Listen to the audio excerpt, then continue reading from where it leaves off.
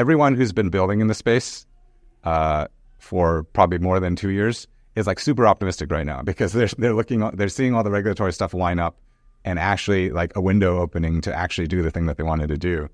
The people who are sort of like trading based on a narrative are kind of in a lull right now, right? And so there's sort of a gap. I was thinking the other day, I think the gap is as wide as it's the widest I've ever seen it in like sort of the 7 years that I've been involved, right? We've always kind of been, like Bitcoin goes up, like everyone's happy, there's a wealth effect, like maybe some of it rotates into some of the other coins and the alts, and there's sort of this pattern. Right now, it feels like they're actually going in opposite directions, which is almost like a disorienting phenomenon if you've been in this space for a while.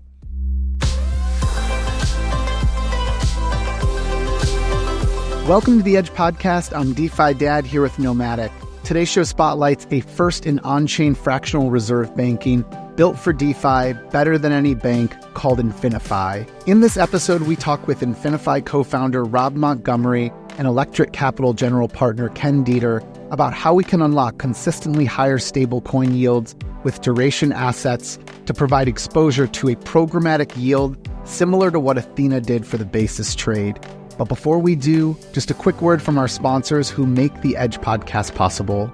If you've ever wondered what financial freedom looks like in the age of AI, meet Newton, a smart, secure way to empower AI agents to work for you without giving them custody of your assets. For a world beyond interfaces, built for autonomous finance within your own tailor-made set of guardrails. Follow Magic Newton on X and get ready to try Newton soon.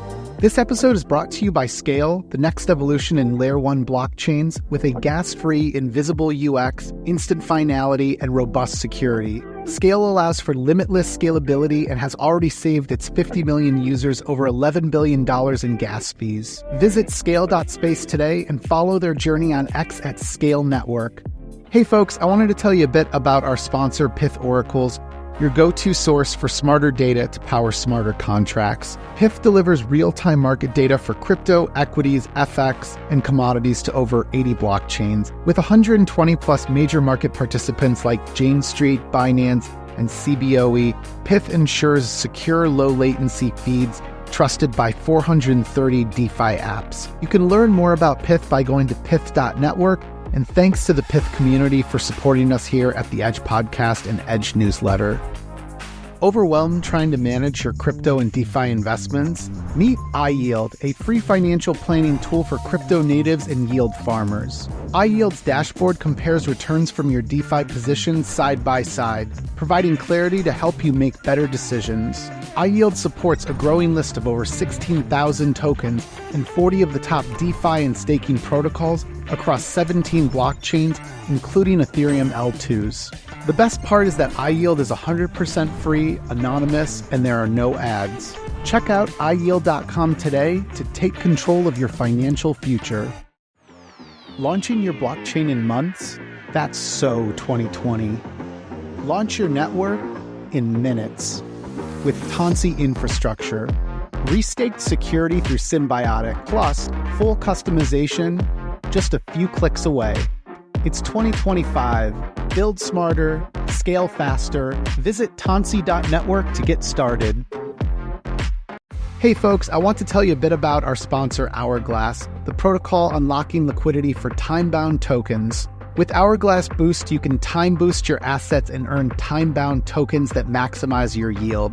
Alternatively, HOURGLASS also enables leveraged airdrop farming, where you can get over 150x leverage and 10% more points than anywhere else in DeFi. Plus, thanks to their slippage-free market design, you can secure bigger airdrops at better prices. To learn more about HOURGLASS, go to hourglass.com. All right, let's introduce Rob Montgomery, co-founder and CEO of InfiniFi Labs, and Ken Deeter, general partner at Electric Capital. Guys, welcome to the Edge Podcast. How are you doing?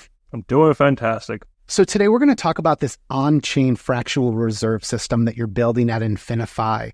What's really compelling about the design is that I think it's one of the few DeFi protocols that is bringing to market a product that actually competes with like major products in TradFi that is able to ultimately deliver results that the banking industry cannot deliver. And so we're going to talk about this deposit receipt token as a dollar-pegged asset. A part of this has to do with having these longer duration deposits versus more liquid deposits, and then making use of all of the available yield sources on-chain like Pendle and Aave and Athena. So before we get into that, though, Rob, why don't we talk first about your background, and then really want to get into Ken's background as well. Yeah, I'll start all the way back in, I guess 2011. Got into coding as a bit of a hobby through Minecraft, of all things. Found out, I wrote a Minecraft mod, Explosives Plus, still out there. 1 million downloads, good times. But yeah, taught myself Java. Learned about Bitcoin in 2012 through also Minecraft, Anarchy server, and bought my first 2.5 Bitcoin in 2013 at $40 a Bitcoin. Spent one on a fake, lost the other on Mt. Gox, but stuck around the industry. In 2021, I was doing my doctorate in nanothermal engineering at Georgia Tech, and I realized just how terribly bored I was in that career. Started working on, validators on, random Cosmos fork called Unification. Started doing pretty well there, making, a few thousand a week. Was surprisingly good at this. And so taught myself Solidity, launched a small NFT project called Negative Entropy. It did pretty well. And spun that success out into my first real startup, which was Revest Finance. We successfully launched that in 2021.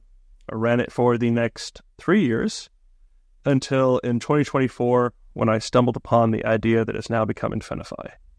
Once we realized what we had, and that it definitely did not fit under the original umbrella of what we've been doing, we made the decision, hey, time has come, let's go ahead, spin out something new. Went out, raised, met Ken, he liked it, and that kind of brings us to present day, coming up on launch. I want to get more into, that whole process of maybe how Electric kind of finds, sources their investments, and ultimately leads to investment. But maybe first, Ken, why don't you give us your background as well? Like, how does somebody end up to be a general partner at Electric Capital? Sure. Yeah. My story is a little bit maybe unusual. I think maybe the story of Electric Capital potentially is a little unusual. And I can talk about that a little bit. I'm actually an engineer by training. Actually, much like Rob, I was very into video games as a kid. Always was trying to figure out how to build them myself. The tooling around me at the time in the mid 90s was not great, and so I couldn't really get that far. But taught myself programming, yada yada. After school, ended up at VMware for about 6 years, and then ended up at Facebook after that. Actually, is where I met the people who ended up starting Electric. And then joined Electric in late 2018, and just happened to join when DeFi was kind of getting off the ground. And so was not really a finance person by background, but have kind of learned it the backwards way. So if you explain traditional finance concepts to me in terms of DeFi terms, that's usually the way that I get it quickly, which, there's probably 10 people in the world like that. But I'm unfortunately one of them. But yeah, no matter to your question, with Rob, I think actually with Rob, it sort of represents one of the patterns that we see. We had actually known Rob for a while. I think we talked about Revest at some point, right? I'm pretty sure. I kept seeing him in Denver. I keep seeing him at conferences. And DeFi is not a very big space. I think most of the founders know each other. And so, one of the things we look for actually is like people who stick around, right? Like, crypto is this ultimate marshmallow test of, you have this like real moment of like exuberance every 4 years. And then you really have to grind for the next 3 years. And so, the fact that we kept seeing Rob at all these things, continuing to build stuff, that was sort of signal number one, right? A lot of it is just honestly referrals from founders. We spend a lot of time working with founders. We're a pretty, I would say, hands-on fund, especially in the early stage. And so, yeah, like people, probably the biggest source for me is like people will ask other founders, hey, like who's good on your cap table, right? And then, they'll say, hey, go talk to these guys. These 3 folks were good. And And that's usually how the conversation starts. Ken, speaking of this like marshmallow test and waiting around like every 4 years, for these like upswings in the market, I know that Electric Capital is clearly betting on the widespread adoption of DeFi. Like, what does that look like today for you in 2025? I just saw, I think Fidelity is going to launch a stablecoin, and I'm assuming it's on Ethereum, but we also have BlackRock with something like $1.8 billion now deposited onto Ethereum. Like, I mean, a lot has happened. Like, fantasy-like things have happened since the last cycle. And, at the same time, we still have all of this like on-chain degen type activity. So I still wonder, like, how do we cross the chasm from like musical chairs with a bunch of degens to widespread adoption with traditional finance, just, onboarding trillions of dollars on chain? Yeah, for sure. I mean, look, I think we were chatting about this a little bit earlier on, is the regulatory situation was just very unfriendly for so long. One thing I've been thinking about a lot lately is like Bitcoin, to adopt Bitcoin really is to just buy it and hold it, right? And so whatever you think of, the regulatory stuff, like, once you get to sort of ETFs and things, you've basically kind of covered all the easy ways to actually participate in the Bitcoin ecosystem. Things like ETH and Solana are like different, right? They're, just because you buy and hold ETH, you're probably getting 10% of the experience of what, these things are about, right? And so if you actually look at the stack, we obviously have a lot of non-custodial or self-custodial ways to do Ethereum and Solana. There's very few custodial things, right? Maybe things like, some of these wallet infrastructures like the privies of the world start to get you there a little bit. We have basically zero like exchange traded products. None of these things that sort of wrap up what DeFi can do in really, really easy to access ways, right? And so in terms of like how far are we in like building up these access channels to this stuff, DeFi is like still way behind. And I think part of that is just it's a little bit less mature, right? It's sort of 1 or 2 cycles behind Bitcoin, depending on how you think about it in terms of linearness. But I also think the regulatory situation also just made it very difficult to make any progress here, right? We had to go non-custodial. Like, we couldn't even figure out Coinbase was trying to do that earn thing for a while, and that kind of didn't go anywhere. Like, if you imagine, like, if we weren't suppressing it so much, like, we probably would have had that 3 or 4 years ago, and then who knows, right? So one of the interesting things I see right now is that everyone who's been building in the space for probably more than 2 years is like super optimistic right now, because they're seeing all the regulatory stuff line up and actually like a window opening to actually do the thing that they wanted to do. The people who are sort of like trading based on a narrative are kind of in a lull right now, right? And so there's sort of a gap. I was thinking the other day, I think the gap is as wide as it's the widest I've ever seen it in like sort of the 7 years that I've been involved, right? We've always kind of been, like Bitcoin goes up, like everyone's happy, there's a wealth effect, like maybe some of it rotates into some of the other coins and the alts, and there's sort of this pattern. Right now, it feels like they're actually going in opposite directions, which is almost like a disorienting phenomenon if you've been in this space for a while. So, Rob, I want to bring this back to InfiniFi, but first, I want you to try to unpack a term that maybe everybody's heard, but maybe not everybody really understands. So, you're calling yourself the first on-chain fractional reserve bank, and that is a bit of a mouthful. So maybe we can just start with breaking this down from what that means in the traditional sense of fractional reserve banking, and I guess kind of starting in the TradFi version of it before we dive into the on-chain version, if that makes sense. Yeah, so I'm going to stick to the most, I would say, basic understanding of what fractional reserve banking is without getting into the very strange systems that surround the debt creation process. And we'll just stick to the core concept. And that is, you come to a bank and you deposit $100 in the traditional world. In, let's say, 1,000 years ago, because banking has gotten way stranger in the past century or two. But originally, say 10 people each deposit $100. Now, individually, if, one of those people lends $100 to you, Nomadic, okay, if that guy wants his money back, a week later and you agree to a 2-week duration on that loan, you're just going to tell him, yeah, sorry, I can't give you your money back. I'm using it. And he will just be stuck, not getting his money. But if you pool 10 people together, and then they, out of that pool of $1,000, give you a $100 loan, well, out of that pool, 9 of those guys can come and get their money back throughout the duration of that loan. I mean, the actual return to any one individual in that group is going to be lower than if they directly lent the money out, but the liquidity, the capital availability is a lot higher. And so that's what it's meant when you're talking about a fractional reserve. You're holding a fraction of the capital that's been deposited into a banking system in liquid assets in reserve for people to withdraw from, and you're deploying the rest out into lending and various other assets. Rob, can you kind of tie this together then? When did you have this sort of aha moment for, building InfiniFi? It was honestly a bit of an accident. It started because we were trying to solve the problem that I just described to you, which is, hey, I want to give out a loan. How do I make that loan more liquid? Because a loan all on its own is very illiquid. It's, $100 to somebody. You can't get that money back for that 2 weeks. So we were working on this thing called Resonate, which was pretty similar in many ways to Pendle, but with a lot less liquidity on the PTs because they were NFTs. And we were talking to these guys into the block.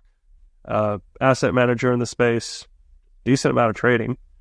And they liked it. They're like, yeah, this is pretty cool. We would be interested in using this, but we have an instant liquidity mandate. Is there any way that you can make this more liquid so that we can get our money out in case we need it? And I'd heard this piece of feedback probably a dozen times at this point, maybe 24. People asking me, this is cool, we'd love to use this, but it's not liquid enough. So at this point, this was the straw that broke the camel's back. I'm like, you know what? I'm just going to go give it a shot. And so I went off, I pulled up a spreadsheet, I started working on, hey, what would happen if I threw together a maturity tranche and added a fractional reserve element? Since I'd seen some fractional reserve stuff and tried in crypto before. Beefy tried it with Velodrome, their liquid Velodrome wrapper. People forget that. But no one had ever put a maturity tranche into it and tried to do it with short duration assets. So I started the idea that you'd have some depositors who were just agreeing to be locked for the full duration of the asset, and then some depositors who were, in this fractional reserve where we're taking a chunk of the money they deposit and just putting into liquid stuff like Aave, Morpho, Euler, things like that, and then taking the remainder of the liquid deposits and putting them into these duration assets, things like Pendle or Athena. And what ended up happening when I put together this spreadsheet was suddenly everybody was making more money. And for a few weeks, I didn't realize, I thought the math was wrong. I looked into it, I dug, and finally I realized, okay, the math's not wrong. Everyone actually is making a higher yield. This is just fractional reserve on chain.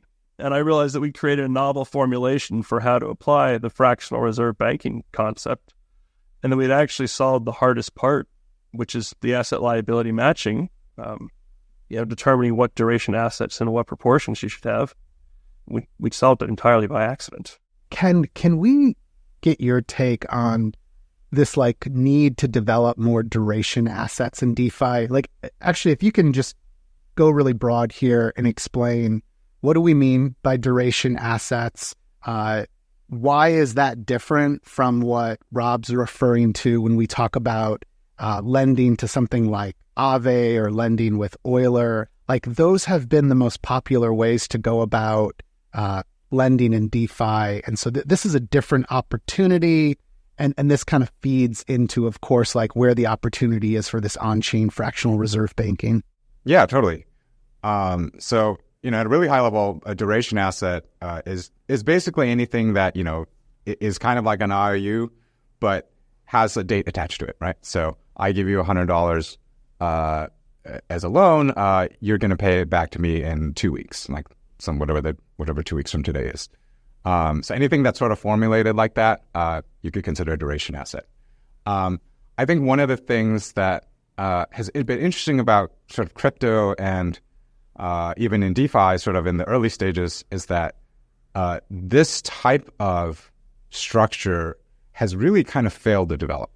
I think part of it is that a lot of this industry in the early days is very trading focused, and trading is kind of very short-term oriented, very spur of the moment. So yeah, if you need to borrow some assets to put on a leverage position to like try to make a bet, and like you're only going to do that for a couple days, then yeah, like if that rate fluctuates or whatever, or like it's like you hit some of these kind of issues, like it's not that big of a deal. So like the demands, like the borrow side of the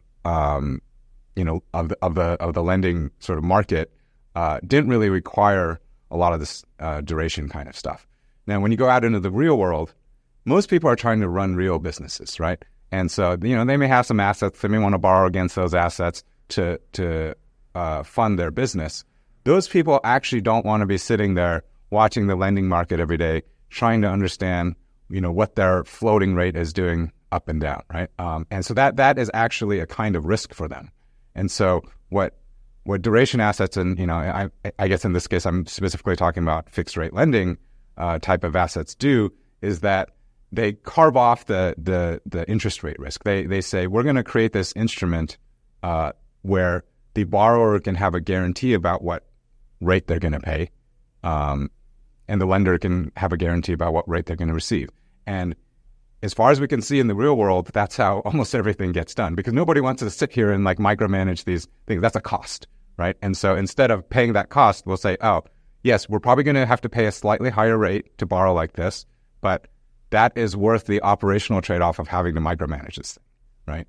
And so if you believe that that's actually how the world works, and most people, once DeFi moves beyond just financing, people who want to put on leverage trades and actually starts to finance real things in the world, that you should believe that this is actually the kind of lending that will dominate. And if you look at TradFi markets, actually, most lending is done in this way rather than what you see on DeFi. And so, that's the really broad lens. The way in which that sort of manifests in crypto is sort of the interesting question. We've seen things like, I think probably the first model of this was sort of the VE kind of model, where like you're vote escrowing a token, you get it back at some point. You could sort of think of that as a duration asset. Some people have tried to do more on-chain derivatives like options and things like that sort of have that property. Pendle's quite interesting. Pendle, because these points systems have sort of like a fixed, end date or like an airdrop date, it naturally creates this structure where, hey, I want to borrow your ETH for 3 months so that I can go farm this thing and then I'll give it back to you. And so it creates these natural structures. The term finance guys are trying to build sort of auction markets around originating these loans. And so we're starting to see a bunch of these things emerge. One of the interesting things about them, though, is that these instruments, because they have a date attached to them, they're not quite as fungible as your standard ERC-20. So it's not like, a dollar in Aave is a dollar in Aave, and, you have the A token or whatever, and you can swap those interchangeably. A dollar against a loan that matures in 2 weeks versus a dollar against a loan that matures in 4 weeks, those are not fungible assets. And so once you start having these different types of assets together, if you want to get exposure to these things in general, it actually becomes a very tricky problem of like, okay, how do I create a basket of these things, et cetera, et cetera. And so even in TradFi, you see these things, right? You see like sort of credit funds, you see certain kinds of ETFs that do this. And so, I've always been on the lookout for structures that actually create these type of, a layer on top that makes it easy for users who have capital but don't want to manage all that stuff to get exposure to these things. That's so when we met Rob, and he sort of told us, I guess we had known Rob at that point already, but he was like, hey, I have this new idea. This was like a very interesting construct to be able to create that layer. MANTLE is charting a course towards a future of enabling crypto access for everyone, with major endeavors to build MANTLE Banking and MANTLE Index 4. MANTLE Banking means a new crypto neobank that helps users spend, save, and invest across their fiat and crypto finances, all in one account. MANTLE Index 4 is a tokenized fund in partnership with one of the leading tokenization platforms in the market. You can think of MI4 as the S&P 500 of crypto. To learn more, check out group.mantle.xyz, and thanks to the Mantle community for supporting us here at the Edge Podcast and Edge Newsletter. Yeah, I think you really nailed it with a lot of what you said there, Ken. Taking away those frictions is just huge in DeFi. I mean, some of the stuff we do in DeFi, there's just a small subset of people that I think are going to expose themselves to that level of, I'll call it mental illness, to manage some of these positions. Brain damage, yeah. Yeah, exactly. So the value of that layer that you're talking about is very real. And I want to go back to something Rob was talking about, when you're playing with that spreadsheet and had to do a double take at those numbers and you realized you could essentially make all the yields higher. DeFi is a total meritocracy. Whenever a new yield source comes in that's risk adjusted and, can provide higher yields, it rises to the top. So I want to break that down a bit about how you're getting these higher yields. Something you showed me offline, Rob, was this laddering process, and you showed me a diagram. Maybe we can pull it up, but that was such a clear, we can pull it up after and maybe show it on the screen. But that was such a clear representation of what you were going after, and you referred to it as laddering. So maybe can we break down a bit, where is this higher yield coming from? So the way that laddering works, what you can think of it as, is you're designing a portfolio such that the duration assets that make up that portfolio are reaching maturities on a rolling basis. And you have a certain amount of capital in, assets that might be coming due next week. You have a certain amount of capital assets that might be coming due, 2 weeks from now, 3 weeks from now. And really, when you're designing that system, you need to be designing it with an awareness of, hey, when do the majority of people want their money back? Are the majority of my depositors going to want their money back next week? Are the majority of my depositors going to want their money back 2 weeks from now? How rapidly do we expect people to be cycling in and out of the system? And so it's the job of traditional a traditional bank to sit there and figure out what the composition of this laddered portfolio should be, such that they have cash coming in on a regular basis to match their depositor obligations leaving on the same regular basis. Their withdrawals. And automating that process of determining what amount of money should be in 1 week assets versus 2 week assets versus 3 week assets, how much should we put further out the duration and therefore the yield curve versus how much should we have closer into us, that is one of the harder questions when you're building this sort of a system. Because if you do it wrong, and you have a ton of capital in, say, 6 week assets, and no capital in 1 week assets, and everybody wants their money back right now or next week, then they're going to be stuck waiting there for 5 weeks to get their money back, and they're going to be pretty upset. Then they're going to, I won't get into the selling part just yet. So what we do is we have a separate class of depositor beyond our liquid depositors, which is just, that's your average, I just want to deposit my money and make a really high stablecoin yield user. That's the liquid depositors. The locked depositors, they can choose, hey, when I ask for my money back, I want 1 week of duration between when I ask for it and when I get it back, or I want 2 weeks of duration between when I ask for it and when I get it back. And we use the distribution of where those guys come in to determine, hey, we should put 50% of the capital that comes in into 1 week assets, and 25% into 2 week assets, and another 25% into 4 week assets. And this is all based on how much money they deposit and for what duration they, indicate their preferences. The more of these people we source, the better our system becomes at the asset liability matching problem. And as it gets these additional data points, we can take more and more of the liquid depositors' money and deploy it into the duration assets alongside those locked depositors. So this is what allows us to do fractional reserve, this laddering process, this robustness against, against bank funds, basically. That's what allows us to actually perform fractional reserve operations in the first place. And so over time, the better and better this system becomes, the less and less we have to keep on hand in the fractional reserve. The more and more we can deploy out to these higher yielding duration assets, the higher returns that we can provide, since we're putting more money into assets that yield higher than liquid assets, so therefore we have more interest overall. By the way, I want to just call out that I think fractional reserve banking gets like a bad rep, and rightfully so, because there's more risk involved in the traditional system versus here, the way that you're designing this, these like longer duration deposits are going into, DeFi. At the end of the day, we know when we lend to somewhere like, let's say, Aave or Term Finance or Pendle, like we're able to verify all of this activity on chain. And I just know there's more of like an opaque black box to like what goes on in TradFi. So I do want to just call out like the nature of DeFi being on chain and transparent and permissionless and verifiable. Like it just goes back to the basics of what is DeFi. And so, Ken, anything there to maybe expand on? Like, am I framing that up like that? That's how I'm juxtaposing like what's being built here with what exists in the traditional world. Yeah. So I would say maybe two things about that.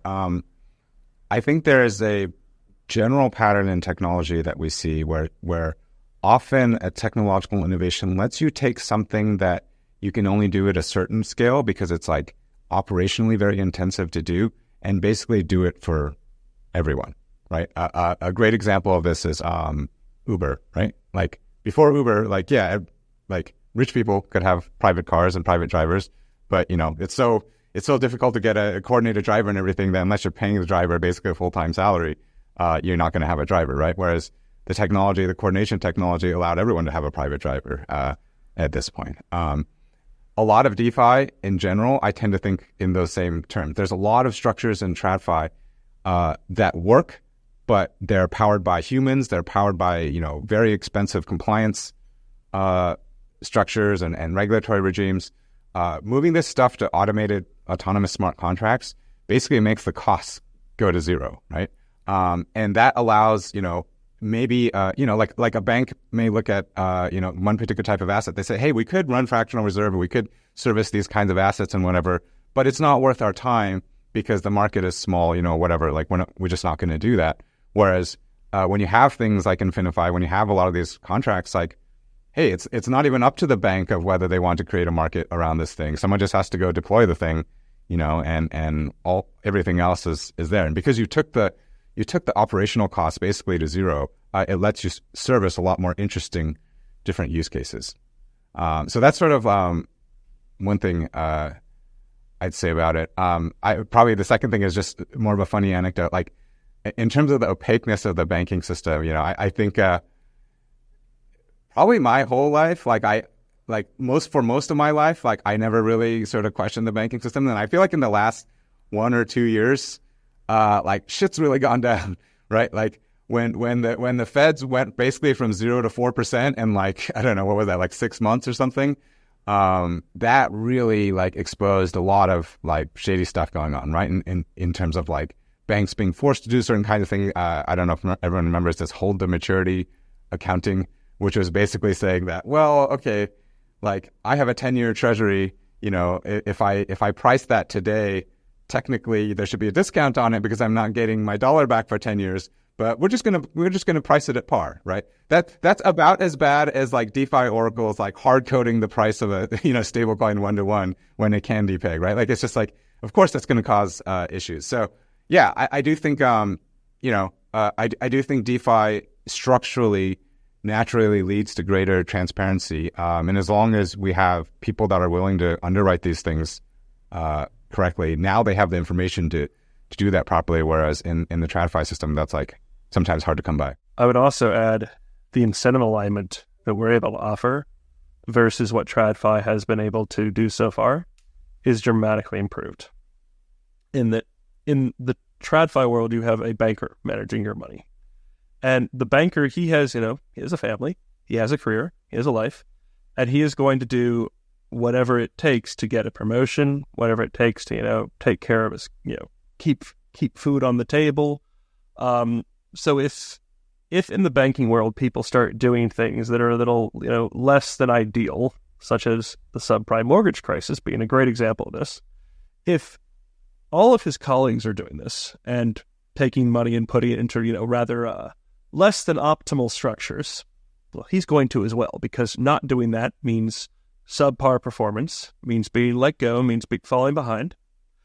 And so you end up in it's almost a prisoner's dilemma would be the best way to describe it, where you have to find the riskiest thing that you can legally do with somebody else's money and do it.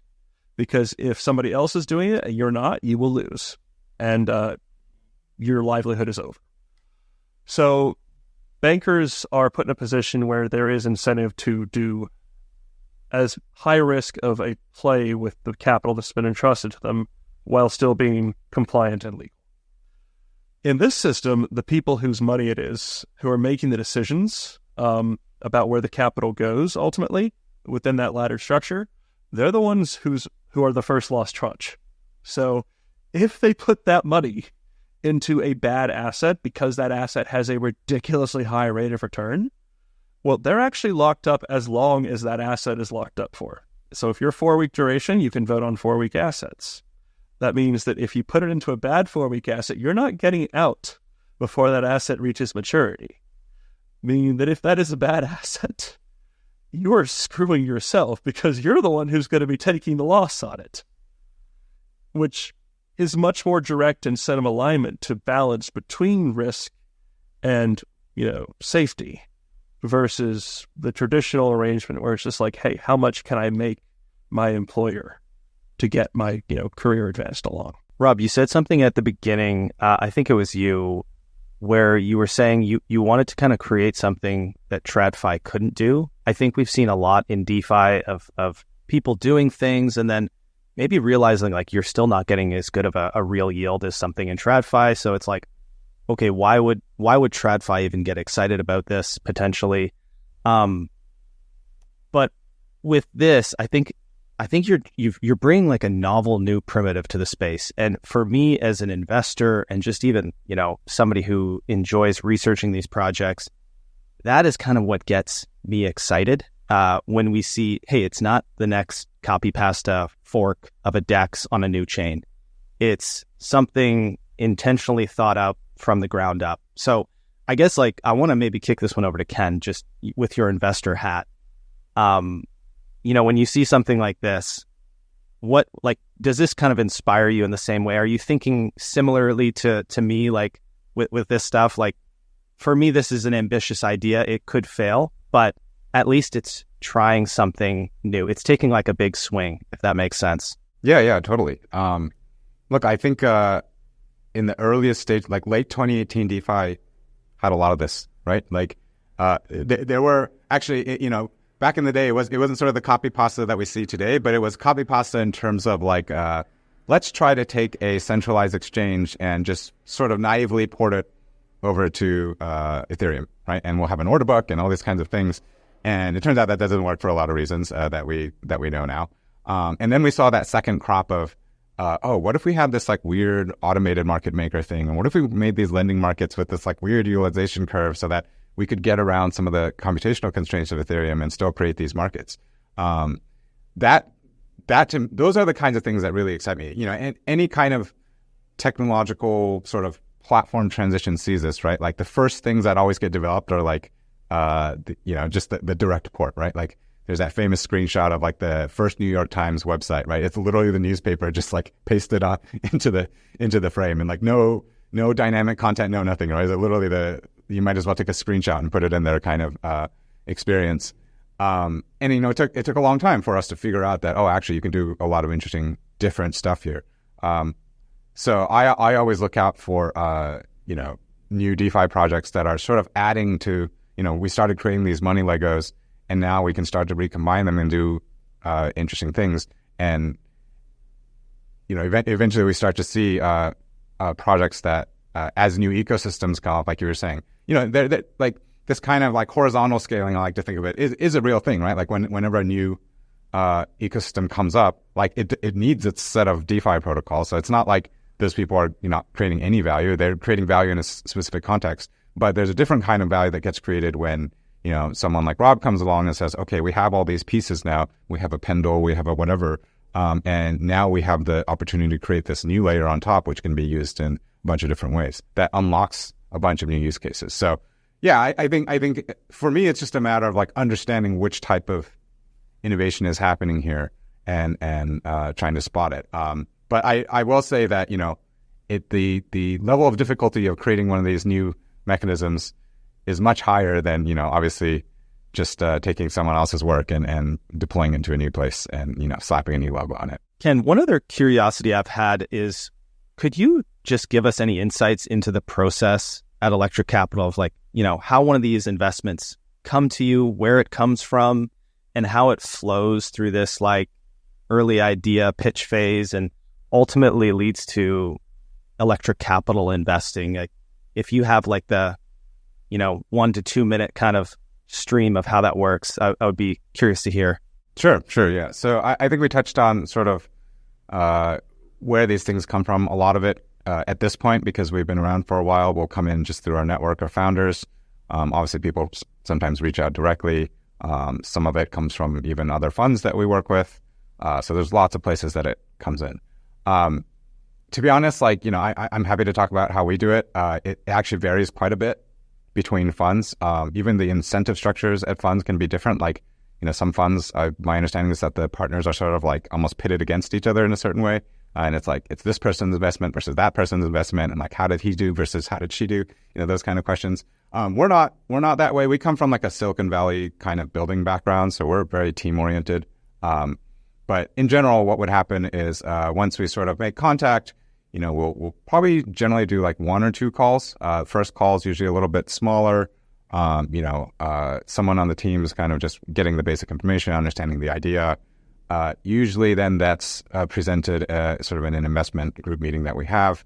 And if there's sort of broader interest in that, then we'll try to do a second call where we'll pull in, most of the partners, as many of the partners as we can get. We're actually a pretty small partnership. Technically, there are only 5 partners that are involved with investment decision-making. And, we tend to have different areas of expertise. So if we can get sort of the 2 or 3 that are the right folks for that thing, that's all you need. And, sometimes that's usually where the kind of detailed call happens. Sometimes there's questions afterwards, et cetera. Obviously a bunch of diligence and stuff happens. But if we can if those 2 or 3 people can get their heads around it and get excited about it, then there's not that much more beyond that. We kind of have to like talk through it and sort of convince the other folks. There's just most of the process is just making sure like we're keeping each other honest about just like really thinking through everything, right? Markets, technology, founder, tokenomics, all these kinds of things.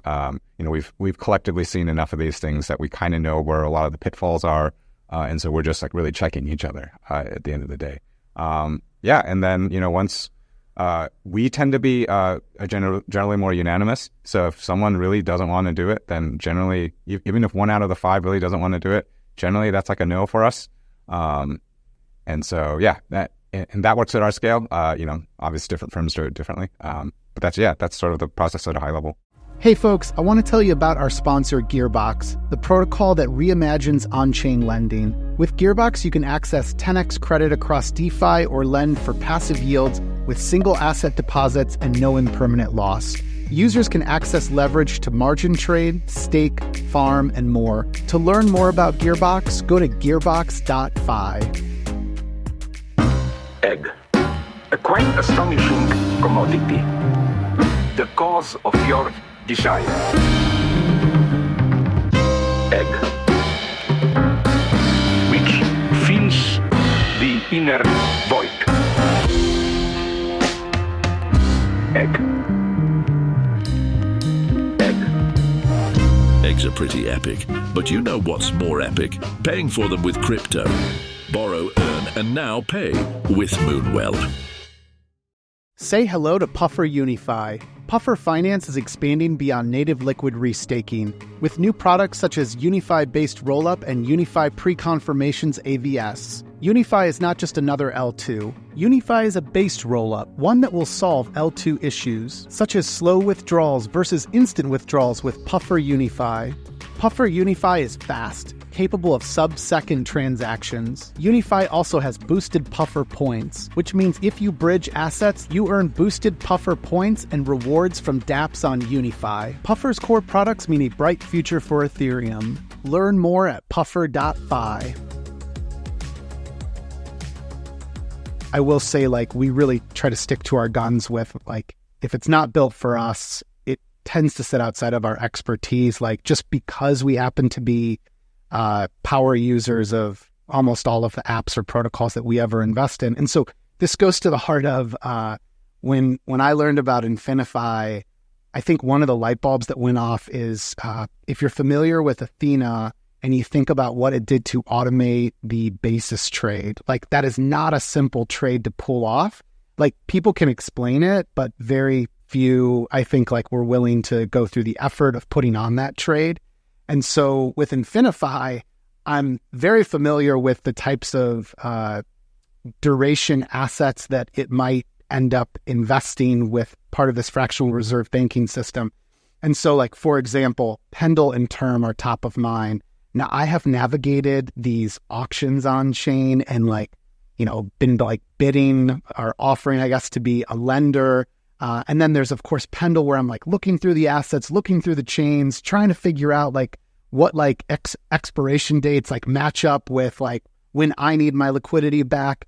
This is just a total pain in the ass. So I feel like InfiniFi, in a nutshell, is automating exposure to duration assets on chain. And so maybe a good question for you then, Rob, is who do you think about this being built for? There's two different sides of this deposit receipt token, if it's pegged to around $1 earning yield, the liquid depositors versus the folks that are willing to lock up, let's say 90 days or longer.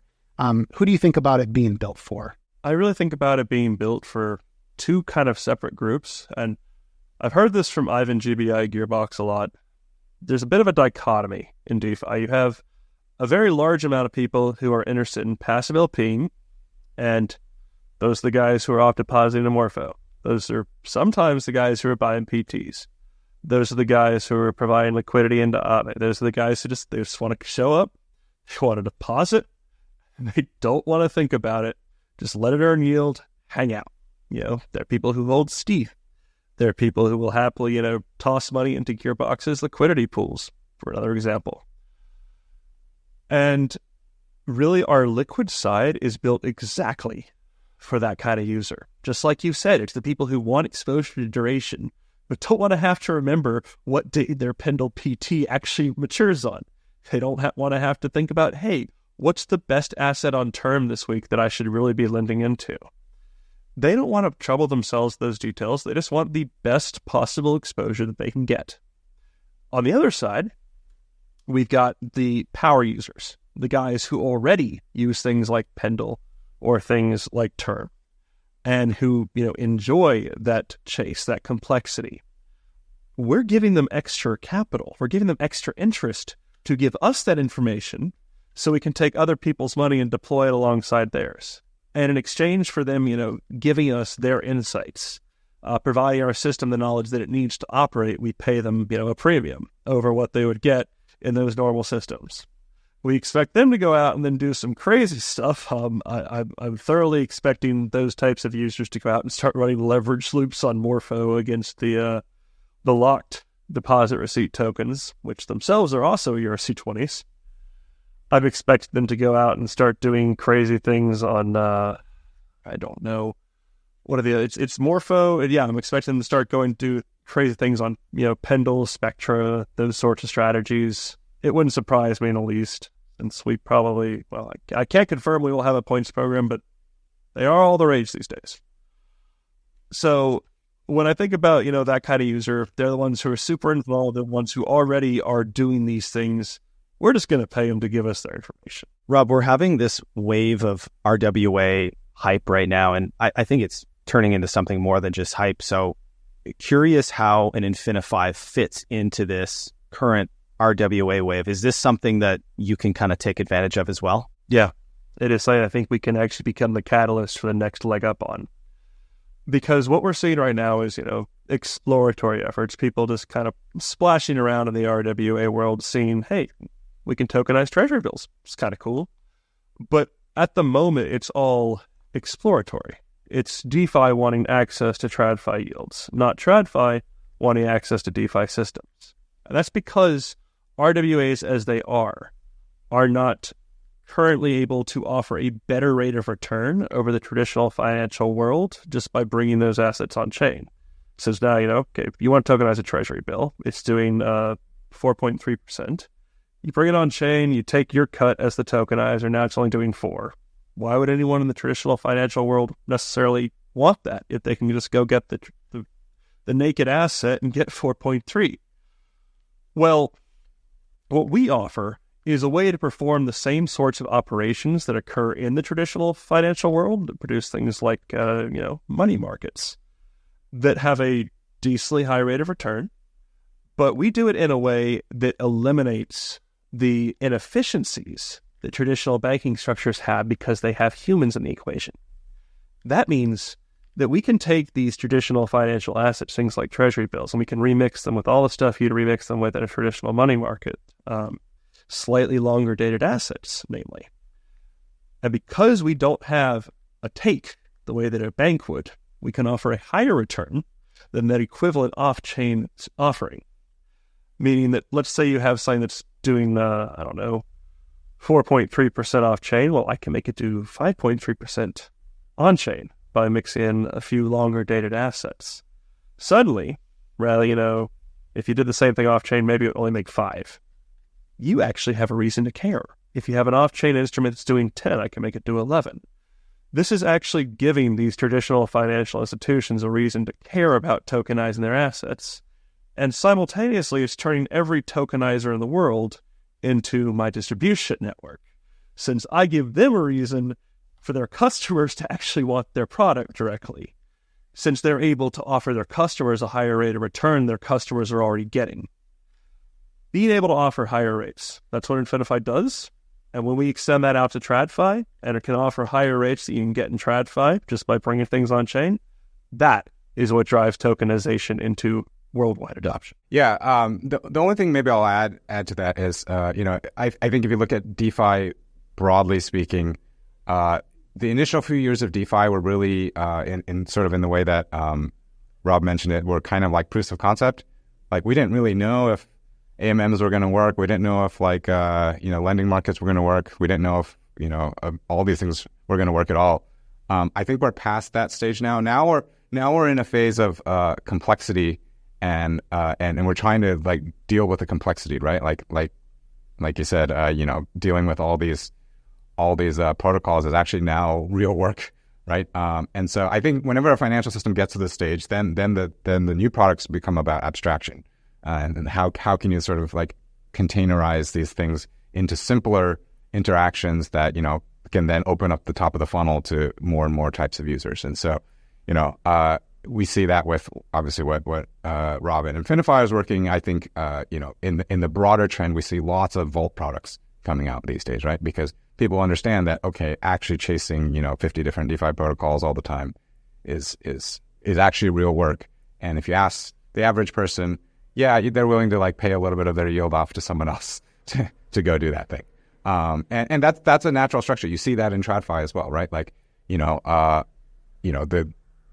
There's this question of having a savings account versus a money market fund. Well, if you look at a money market fund, what are they doing? Well, they're buying treasuries. Well, where are those treasuries coming from? Well, they're not going to go participate in the treasury auction directly because that's a pain in the ass. So there's usually these primary purchasers in the treasury auctions that actually do the bidding and actually do the price discovery, and then they sell those treasuries back to these funds, right? And so even in the TradFi world, you see kind of this natural sort of value stack, if you want to call it, abstraction. And so, yeah, I think this is playing out in DeFi in the same way. There's sort of different pieces of decision making and work that needs to happen in every layer, and it's sort of the natural path for us to be able to actually create things that most of the people in the world can interact with. That competition evolving on chain has really caught me off guard. I just did not expect that we would evolve this quickly.